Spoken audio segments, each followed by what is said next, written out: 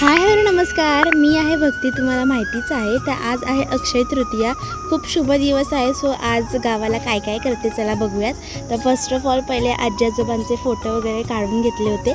मग त्यांना पुसून वगैरे घेतलं. नवीनच कारखाना तर म्हणतात ह्याच्यानेच पुसलं म्हणून फोटो वगैरे पुसले. आणि ते 3D मध्ये असल्यामुळे एवढं काय धूळ वगैरे लागत नाही.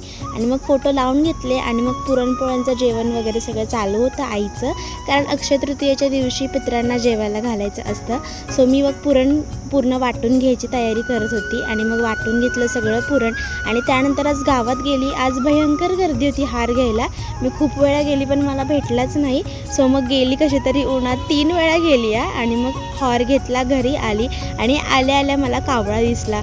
सो असं एक मला आठवण आली आजी आजोबांची की यार बरोबर 12 वाजताच कावळा आला. तर मी शूट घेतलं आणि त्यानंतर मस्तपैकी असं त्यांना हार वगैरे घातला होता.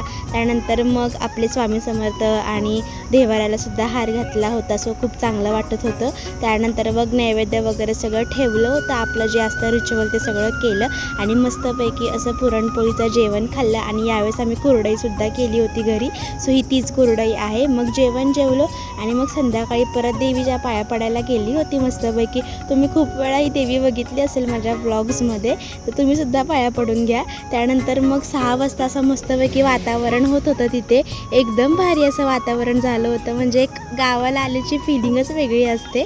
आणि मग ते वातावरण म्हणजे मी कितीतरी वेळ तिथे बसली होते ते बघत. आणि मग मस्तपैकी कैरी खाल्ली होती. ते सगळं झाल्यानंतर बाकीचं उद्याच्या व्लॉगमध्ये बघूयात. चला बाय.